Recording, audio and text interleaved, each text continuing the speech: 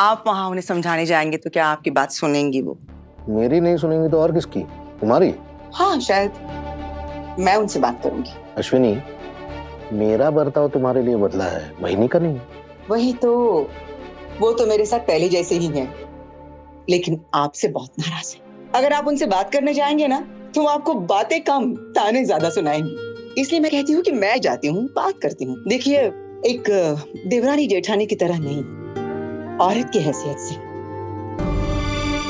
जाती हूँ, बात करती हूँ, लेकिन उससे पहले बेसन का हलवा बनाती हूँ। बेसन का हलवा? वहीनी का फेवरेट। घूस। Very smart. हाँ, लेकिन बड़ी मामी, मुझे एक बात समझ नहीं आई। आपने सही और विराट को एक कमरे में जाने के लिए मजबूर क्यों किया?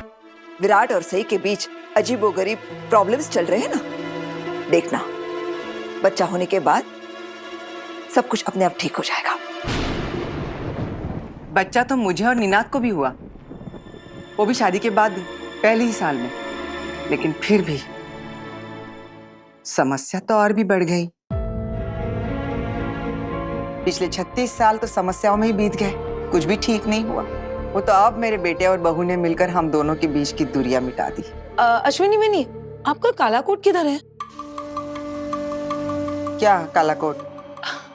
वो आप सही की वकील, लॉयर, एडवोकेट है ना, तो काला कोट तो होना चाहिए, हो ना बेनी? बरोबर बोली सोनाली। तो हमेशा सई की वकील की तरह बात क्यों करती है? कभी तो इस घर की सदस्य बनकर बात कर। मैंने तेरी बहू को 2 बोल क्या बोल दिए, तू तो ऐसे तिल मिला गई जिसे मैंने तेरी सांसें छीन ली हो। अरे नहीं नहीं बहनी, आपने मेरे साथ ऐसा कुछ भी नहीं किया है। और अब मैं परिवार के सदस्य के तौर पर ही यहाँ पर आई हूँ आपसे बात करने, अकेले में। ओ, तो आप वहिनी से अकेले में बात टॉक वार्तालाप करना चाहती हैं और वहिनी का फेवरेट हलवा भी लाई है। साफ साफ क्यों नहीं बोल देती आप सही की सिफारिश करने आई है ना? सोनाली, तुम्हें तो हमेशा मेरी हर बात या तो सिफारिश लगती है या फिर चुगली। और बेसन का हलवा तो सबके लिए बनाया है। अब मुझे क्या पता था यहाँ पे पंचायत चल रही है, मैं सबके लिए लेकर आती। ये मत सोच कि हलवा खिलाकर तू मुझे खुश कर देगी। अगर तू मुझे मस्का मारने आई है तो अभी के अभी लौट जा। ये चालबाजी अब मुझ पर नहीं चलेगी। कोई और बात है तो बोल। कैसी बातें कर रही हैं आप भी? मैं आपको कोई मस्का नहीं लगा रही हूँ बहनी। मैं बस आपसे पूछने आई हूँ कि आखिर अचानक ऐसे क्या हो गया कि आपने सई को फिर से विराट के कमरे में शिफ्ट कराने का फैसला लिया? मैं तुझे बोल भी दूं तो भी तुझे मेरी बात कहाँ समझ में आएगी। तुझे तो बस अपनी बहू की चिंता है, उसी का भला सोचती है तू। लेकिन मैं इस घर की बड़ी हूँ, मुझे सबका भला सोचना पड़ता है, सबको संभालना पड़ता है। परिवार में संतुलन बनाए रखना मेरी जिम्मेदारी है। ओमी और सोनाली को इतना बुरा लगा कि वो घर छोड़कर जाने वाले थे। मैंने रोका उसे। अगर मैं उस सही को इतनी अहमियत देने लगी, उसकी हर उल्टी सीधी बात मानने लगी, तो फिर घर की बाकी बहुएं बगावत पर उतर आएगी।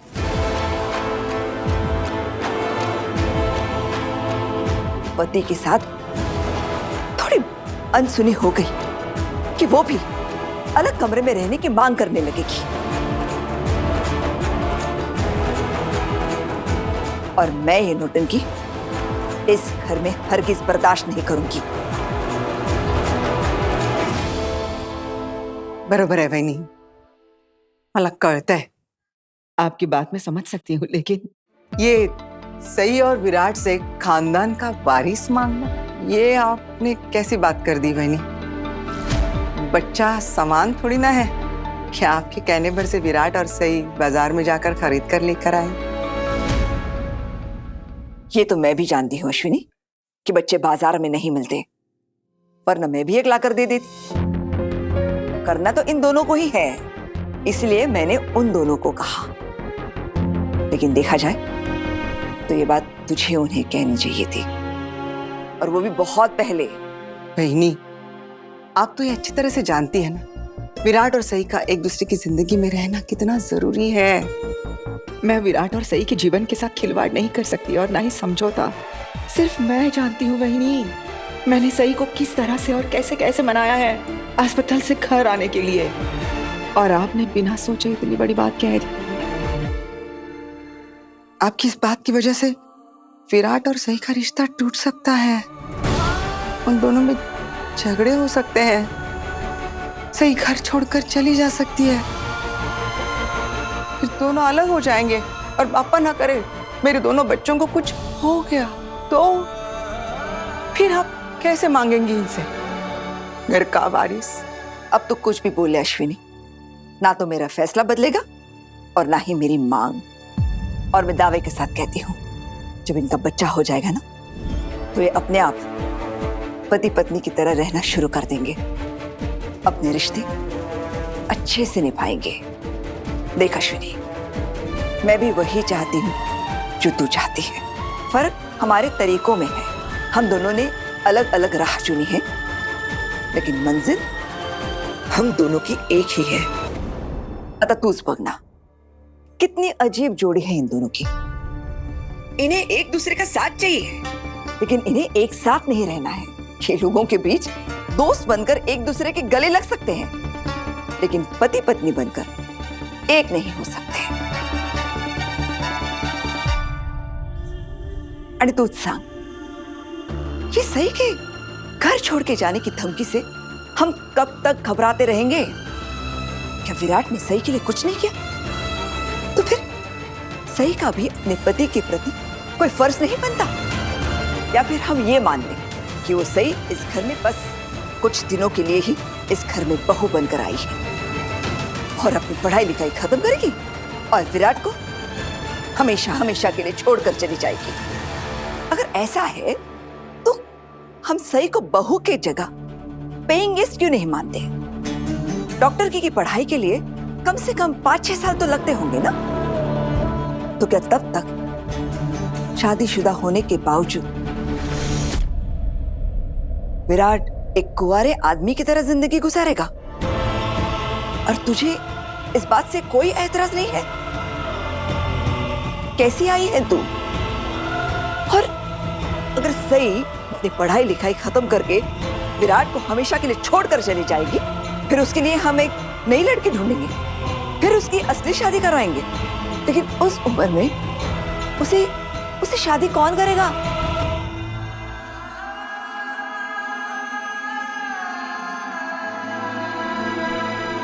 वहीनी, आपकी ये सारी बातें सुनकर ना मुझे ये एहसास हो गया कि आप विराट से कितना प्यार करती है, आपको कितनी चिंता है उसकी, कितना सोचती है आप उसके बारे में।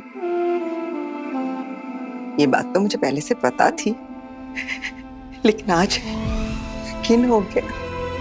अश्विनी, जब मैं कहती हूँ कि विराट मेरे बेटे जैसा है, तो मैं बस बोलने के लिए नहीं कहती,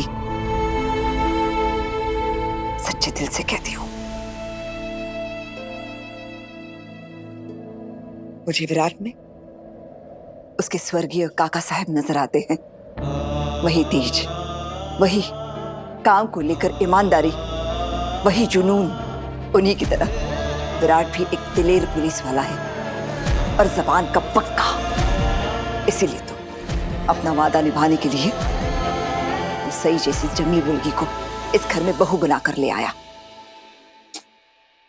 भले ही हम मानते हैं कि विराट की सलामती के लिए वो लड़की जरूरी है, लेकिन इसका मतलब ये तो नहीं कि वो जिंदगी भर मोदक और मिर्ची बनकर और गुड्डा गुड्डी का खेल खेलते रहेंगे। वक्त की मार उन्हें बड़ा करे उससे पहले मैं उन्हें उनकी जिम्मेदारियां समझाना चाहती हूँ, उन्हें एहसास दिलाना चाहती हूँ कि वो अभी बच्चे नहीं हैं।